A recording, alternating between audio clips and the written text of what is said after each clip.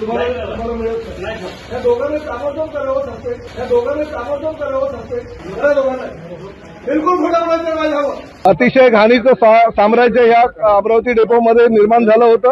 डेपोचे आमचे जे driver conductor आहेत त्यांना गरम पाणी आंघोळीला मिळालं पाहिजे, थंड पाणी प्यायला मिळालं पाहिजे, सर्वसामान्य प्रवाशांना थंड पाणी मिळालं पाहिजे.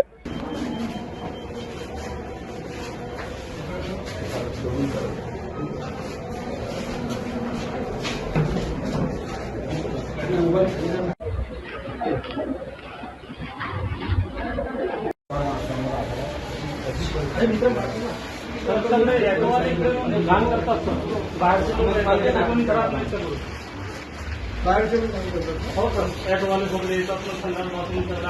तुम्हाला मिळत नाही. या दोघांनी ताबडतोब करावं सांगते.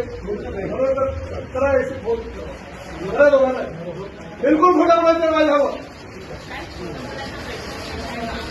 प्रश्न म्हणजे काय, हे लोक खोटं बोलतात. बाहेरचे ऑटो ड्रायव्हर येऊन तिकडे शौचालयाचा वापर करतात. ठीक आहे, काय करायचं ते मी करतो. अतिशय घाणीचं साम्राज्य या अमरावती डेपोमध्ये निर्माण झालं होतं आणि स्वच्छता कर आम्ही सर्वसामान्य प्रवाशांकडून घेतोय. दर तिकिटामागे 2 रुपये घेत असताना दर 4 तासांनी हा डेपो स्वच्छ व्हायला पाहिजे, डेपोची साफसफाई व्हायला पाहिजे. डेपोचे आमचे जे ड्रायव्हर कंडक्टर आहेत त्यांना गरम पाणी आंघोळीला मिळालं पाहिजे, थंड पाणी प्यायला मिळालं पाहिजे, सर्वसामान्य प्रवाशांना थंड पाणी मिळालं पाहिजे. दर मिनिटांनी जे शौचालय आहे ते शौचालयाची सुद्धा साफसफाई करायला हवी. परंतु तशी बरी परिस्थिती इकडे दिसत नाहीये.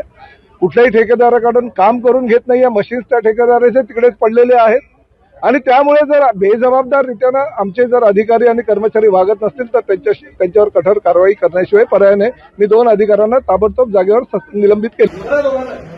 बिलकुल खोटा बोलायचं माझ्यावर. प्रश्न म्हणजे काय, हे लोक खोटं बोलतात. बाहेरचे ऑटो ड्रायव्हर येऊन तिकडे शौचालयाचा वापर करतात. ठीक आहे, काय करायचं ते मी करतो. अतिशय घाणीचं साम्राज्य या अमरावती डेपोमध्ये निर्माण झालं होतं आणि स्वच्छता कर आम्ही सर्वसामान्य प्रवाशांकडून घेतोय. दर तिकिटामागे 2 रुपये घेत असताना दर 4 तासांनी हा डेपो स्वच्छ व्हायला पाहिजे, डेपोची साफसफाई व्हायला पाहिजे. डेपोचे आमचे जे ड्रायव्हर कंडक्टर आहेत त्यांना गरम पाणी आंघोळीला मिळालं पाहिजे, थंड पाणी प्यायला मिळालं पाहिजे, सर्वसामान्य प्रवाशांना थंड पाणी मिळालं पाहिजे. दर मिनिटांनी जे शौचालय आहे ते शौचालयाची सुद्धा साफसफाई करायला हवी. परंतु तशी बरी परिस्थिती इकडे दिसत नाहीये.